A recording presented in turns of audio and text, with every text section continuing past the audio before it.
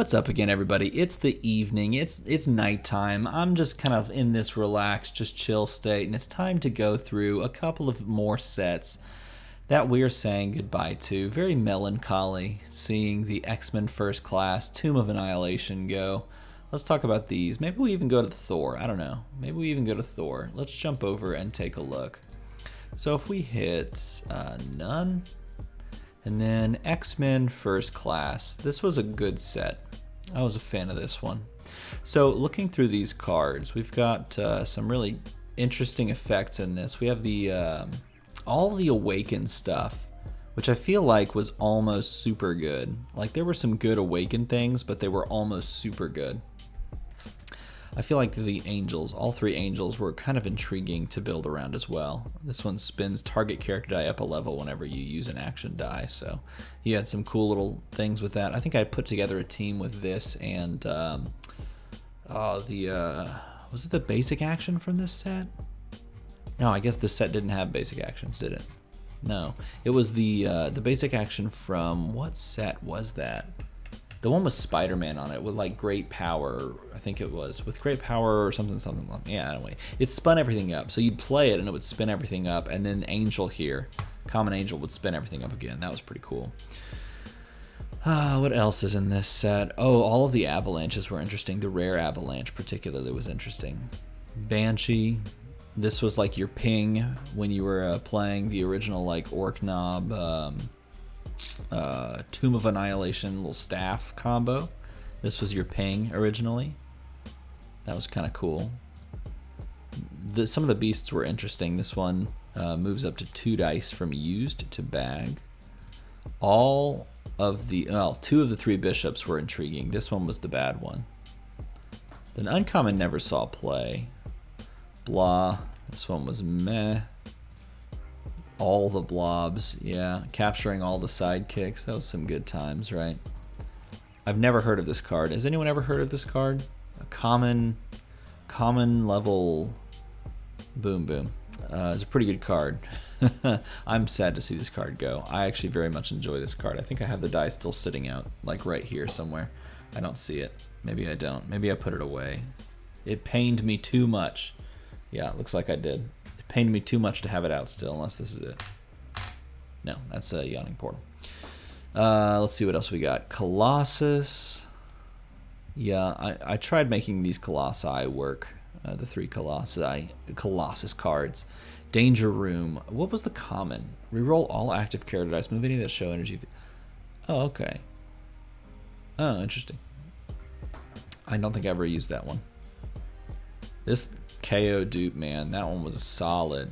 That was solid. This would be great with Nihilor Global now.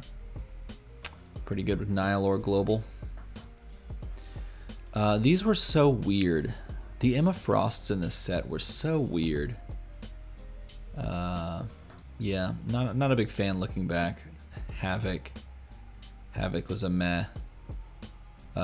Once per turn, double Iceman's printed attack. If they didn't put this portion on it, one or more once per turn. If they didn't put the once per turn part on it, I would have just messed like this like crazy. Messed with this like crazy. Would have been sweet. This one, pretty neat. Not as good as the other one, the uncommon, right? Yeah. This one was a fun one. All the Jubilees in that set were fun.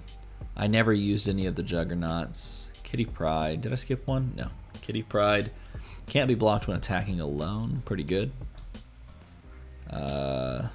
Don't care about any of the Magnetos from this set. Where the morphs are gone, but I prefer the uncommon, of course.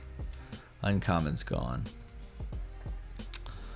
Take control of a character die with 2 or less attack. This one I remember some people playing around with in draft format. It was pretty decent as far as I could remember. Onslaught, not very good. He was unblockable though, so if you spun him up, he could hit for 6. Can't be blocked. It's over a quarter of their health, people. Don't forget. The other Polarises were pretty good. Man, this was interesting because like none of these commons were as potent, outside of Boom Boom, were as potent as their like uncommon rare or super rare parts. Quicksilver. That card has never had any complaints about it. Everybody loves it. Everybody understands it. Sabretooth. Spin all your other character dice up a level. I remember playing this one just for the spin up effect. People were trying to mess around with that. Sasquatch. What was it? The uncommon the rare Sasquatch. That was a good one. You know, I said all that thing about commons. I lied. I forgot this card was a common. Entered from this set. That card's busted, and I'm glad to see it go. This card was an unfun method of control. It's just an unfun because it stopped things on roll and reroll. It meant you couldn't do anything about it on your main step. You had to do stuff about it on your opponent's turn, and that's just asking a lot. It's just asking too much. It made it unfun. I'm glad to see it go. Sebastian Shaw, blank text, 3-drop, 3/6/6 on top. No, thank you. No, thank you. Not bad. I'm just kind of looking through these. This one was pretty cool. I liked this one. That was a good consideration card. I've heard of Hellfire Club. I've heard of the Hellfire Club.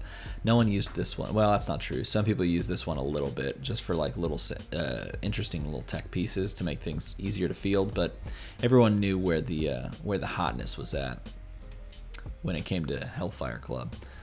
I don't remember ever using this. I don't remember ever using the common version of this one. Spin everything up a level. You can also draw a die from your bag. If it's an X-Men character die, field it for free on level 3. Otherwise, prep it. That's kind of cool. Don't remember using this as the spin-up effect. I don't think I ever really messed around with Xavier's School until like 6 months ago, which is weird. The Uncommon Angel, is this the one I remember? Active. When you purchase a character die, you can spin. Yes, this was cool. So you put a bunch of Awakened characters out, you buy that character die, and then it spins up. I like that. Never quite worked the way I wanted it to, but it was pretty sweet. No.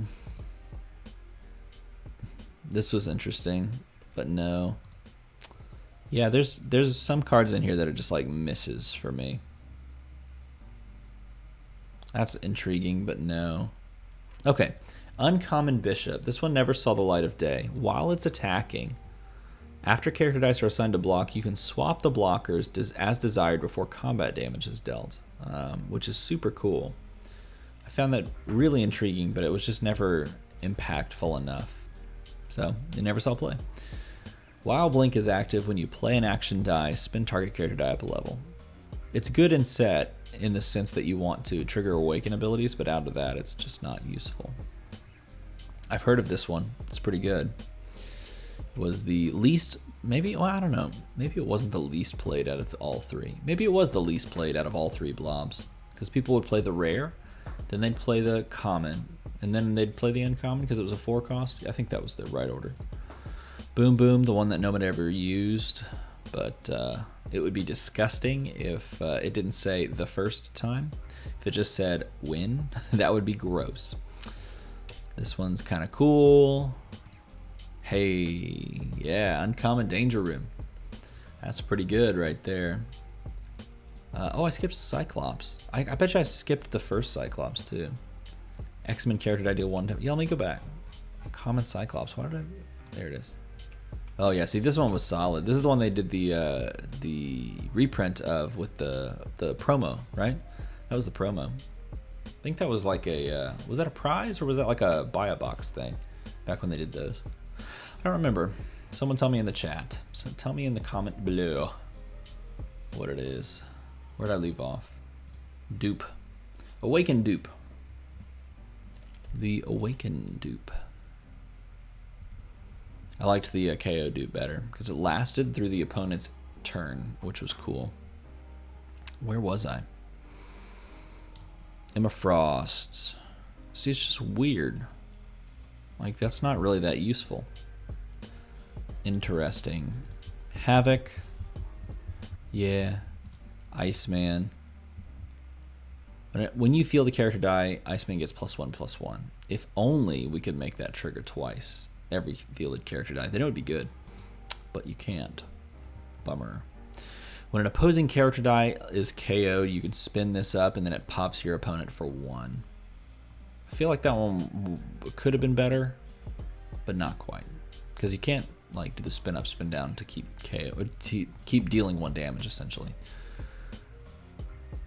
I feel like that's kind of interesting, like in weird ways. This reminds me of the old Red Eyes Black Dragon that would get +2/+2 when sidekicks were KO'd. That one was cool. That one was cool. Awakening gets +2/+2. Magneto's stupid. Have they ever made a good Magneto? Huh. Have they ever made a good Magneto? Am I blanking on a Magneto that's good? I have to pause and quickly figure this out. Literally just show all. Magneto. Have they ever made a good Magneto? Oh, Sonder Commando was good. But you didn't even buy it. You just used it for the global. No, I guess sometimes you bought it, yeah. Were any of these good? Not really. Man, do you remember this? This is UXM. Look at this set. Sorry to get off on a tangent. I'm just curious. Oh, just kidding. Because this is not actually called Zombie Magneto. It's just called Magneto. How dumb that I forgot that. Anyway, back to back to what we were doing. Scroll all the way down to Uncommon Magneto. Uh-oh, where'd it go? Oh, I clicked X-Men Forever. Whoops. Uncommon Magneto. Mimic. How did I skip? Oh, why does it keep doing this? Common Mimic. How do you skip that? You can't just skip Common Mimic. That's impossible. You can't do it. I guess we went straight to Morph. This card, I'm sad to see this go. Ben Scott didn't say he was sad to see this go. No, wait, he did. I shouldn't put that on him. Yeah, it's sad to see this hugely good ramp form go. Check out their new podcast, by the way. Pretty sweet. It's a pretty sweet little podcast. It's for all those EU players, those people on the other side of the pond. Where were we? Uncommon Morph. This one was gonna be really good. I mean, technically, I guess you could still play it, like for the next month, but it was gonna be really good before rotation. Then it rotated, but it was gonna rotate because they needed to rotate all these sets. I think they needed to do a pretty deep cut to make it interesting going forward. Otherwise, we would have just had this problem where we would just play all the same teams. Things were too optimized, that sort of stuff. Opponent uses a global with 1 target, redirect it. Oh yeah, I remember that one. Onslaught. Yeah. When a character does KO, spin up. No, it was the rare. That was the cool one. X-Men characters get +1/+1. He's just too expensive for a +1/+1. Like, you should give +2/+2 for 6. Like, if I'm investing 6, give me some benefit. A +1/+1 is like, you can play an action die that gives +1/+1, and that costs 3, and it rotates, and you just use it every now and again. The static buff is not worth double the price of a 3-drop action. But maybe I'm wrong. I don't know. I don't design the game. While Pyro is active, if you roll 2 or more bolts during your reroll step, deal 2. That's pretty cool. And it's a 4-drop. You can go for that. You can go for that. Quicksilver. Prep the next character die you purchase this turn. Sabretooth. It was this Sasquatch, right? No, it was the rare one. Yeah, it was the rare one. When you roll a character die, you can spin it up or down before fielding it. It doesn't actually trigger awakens, but you just spin it up or down. So you put it where you want it. No, it doesn't matter. No, it doesn't matter. Hey, awaken, prep a die. It's a pretty good card. Pretty good card. I've heard some people put this on their Nationals and Worlds teams. Awaken, character dice you control gain +1/+1. This is a good card too. I like this one. Spinning it up and down, just giving constant buffs. I played around with that one a little bit. Uncommon Blackbird. Blackbird Global is gone. It's gone. No more is the Blackbird Global around. Hellfire Club. That's the one. That's the money right there. Thunderbird, KO, spin all other character dice up 1 level. It's kind of cool, but then the real payoff for KOing your own stuff is KOing Wolverine and dealing all of his damage. And then if you play Momentum and roll him again, then you've got this 3/8/4 coming back after he's dealt 8 to your board. Split how they choose, which is gross. Pretty good card. Draw 2 dice from your bag. Field any X-Men for free. Add the remaining dice to your used. All right, then we get into the money cards. These are the ones that were really, really impactful for the set, which is the rares. Usually you don't say that. Usually you say that about commons, super rares, sometimes uncommons. The rares usually feel like that slot that sometimes you get the good ones, but by and large, you get those other good feeling cards in like common slots. This set had a ton of good rares. Like this one, whenever a sidekick is KO'd, you can spin a character die up a level. That's not that good. But this one was good. This was a good one. And this one was pretty well played. This was heavily played to stop actions, like to kind of, it doesn't stop them, but it punishes your opponent for buying a bunch. Then you got the Beast. When it's KO'd, prep a Beast from used. Pretty cool. So buy one, KO this, prep both. Bishop. Burn damage. If there were some burn damage win conditions, the fact that this is gone would be huge, but there's not too many burn damage win conditions left in New Modern. So the rotation of this is okay, because you're not feeling the hurt from not having access to it as much.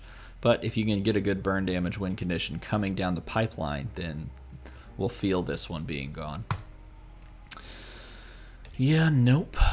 Blink has always sort of been pretty bad. Rare Blob.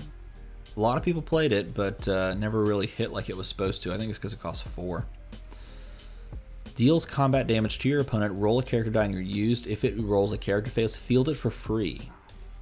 And it's got Overcrush. I feel like this is a good ability, but it never got played. Kind of interesting. Maybe it isn't good then. This, man. I remember when this came out, or when it debuted, or when they spoiled it, or whatever. Deal 1 damage to each opposing character die. I was like, oh yes, the return of Hulk Green Goliath, and then I never played it. I guess I should have. Maybe I should go back to that. I think you need the ramp. You need some serious ramp to put that together still. All character dice lose their affiliations and gain villain. Has that ever been good? Yes. The answer is yes. Rare Danger Room is gone. Along with Collector and Norman and all that good stuff. Kree Captain's still around though, but he'll miss the Danger Room. When he attacks, you can capture a character die. If you do, also capture target opposing character die. So you have to capture one of yours, which is stupid. This card was not good. When an X-Men character does damage, spin it up before it is KO'd. Which is kind of cute. Nope. Nobody cares. Oh wait, did we not talk about Uncommon Jean Grey? See, this is the problem. Like when you click it, watch. I'm gonna click Jean Grey right here, and it's gonna pop Jubilee to the top. Watch. See, Jubilee's up the top. So you end up skipping one if like whenever this sort of keeps going like that. This is a good. I skip back to the Uncommon Jean Grey. This card's good. This card's good. Deal damage to it equal to her level, which means if your opponent has character dice they're trying to field with 3 or less defense, if you can get that out there, then things are just bad for your opponent. It's very, very difficult to play around this card, just because you're oftentimes trying to use when fielded effects to get rid of this. So, pretty good card. Where did I leave off? Juggernaut. -2 attack. See, it's a wind fielded effect on a 6-drop with a decent body. It's just like kind of dumb. Kind of bad. Not all card is going to be beautiful. Not all cards are going to be the best, but it's a bummer when some of them like have consistently been bad characters. So pays 1 to block. Magneto. Still bad. Still bad. Choose target opposing character die in the field zone. He becomes a copy of it. You can redirect the effect to another legal target. Was kind of cool. People played with that. Meh. We're looking at every card, you guys. Look at this. This one. I did some stuff with this one. KO stuff, pay a shield, bring it back. KO it again, pay a shield, bring it back. Totally did that. Check it out. Old school videos. Go look them up. I forgot which ones. Sidekick makers. Gone. Oh man, we did this one too. We played this one too. It's a good one. Pyro. Awaken. Field your next character die for free when he spins up. Prevent all damage dealt to Sabretooth when he spins up. Okay, Overcrush. When your opponent uses a global, spin him up a level. So you got a 5-drop Overcrushing 6/6. This was solid card. Solid card. Pretty good. Roll a Brotherhood character die in your used pile. If you roll a character face, you may field it for free. Otherwise, return it to the used pile. Yep. Nope. Awaken, prep a die. Storm. Good stuff. Good stuff. This card was good. I remember the combo, the Awaken team that Truby had put together. He played this. This one was popular in the DM North scene. DM North. Shout out to you guys. One less to purchase for each unique X-Men character die in your fields. Rare Hellfire Club. All character dice gain +2. KO things that did not attack or block. It's kind of cool. Doesn't matter. Kind of doesn't really matter. I played this one recently. I played this one in not really new modern, but I played it with Fish and tried to make it work. Then you have the super rare Boom Boom, which I played a few times and it felt like it wasn't worth it, which is sad. If it were a 2-drop, maybe it would have been like real good, but nope, it wasn't. Also weird. This is just a weird card, man. It's a weird one. I finally got Jubilee Mallrat at Worlds last year, and I've actually never played Jubilee Mallrat before. And it's rotated. Mimic. Super rare Mimic. That's a good one too. Okay, all the weird twist. I forget what they go. What ifs? I guess they're really what ifs, right? The what ifs were cool. When it attacks, reroll target character die. Sorry, target die in your use pile if it shows energy. KO all opposing that match the energy type. Really, I liked this one because she felt really fun to try and put the little combo together around her. She was very much one of those like tinkerer cards. You had to like tinker and mess with it to try and make it work because you wanted to get her on the burst face, right? And then you had to bring a force block global so she could be blocked, and then you would try to pump her damage so that the damage dealt to the opponent was like way bigger. So nowadays, this would actually be like in Golden with the force block and the double blocked damage one we have. This could be really curious. Maybe I should put that together. I gotta write this down. I'm gonna come back to this card. Tsar Colossus. When fielded, KO all target sidekick character dice and deal 1 damage to target opponent for each sidekick die KO'd by this effect. Okay, so funnily enough, I put a team together with this card as the center, the front and center of the win condition, right? This like the point was to field Tsar Colossus. And this is so embarrassing to say. Seriously, I spent a decent amount of time on it, right? And then freaking last video, I didn't even realize. Oh God, where is it? I didn't even realize for the longest time that it's literally the same effect. For 4 for the exact same price, but you don't have to put all the the jumping through hoops of trying to get a 4-drop that was a what if. You just buy this 4-drop mask. I feel so stupid, but it's funny too because it wasn't just that I wanted to make the win condition portion work. I had a Tsar Colossus and I was like, I'm gonna build around this. I'm gonna do it. And so I did. And it worked. I actually won a game, I think. But I could have done it a lot easier with the with the other card. And then finally we have Phoenix Storm. This is the bonfire of nowadays, right? Deal damage equal to the size purchase cost. Oh, wait, no, this is the... what do they call this? Not bonfire. Oh god, it was the Tomb of Annihilation effect. What is that? What is that basic action? So if you don't have that card I just showed, you can actually play Burning Hands, right? No, that Burning Hands is the other one. What is that? Scorching Ray. Scorching Ray. It's the Scorching Ray effect. Is the What If Storm. Scorching Ray. Scorching Ray. Man, okay, so I was planning on doing more than one, but we're already 25 minutes in, and now I want to go look at a team for Cosmic X23.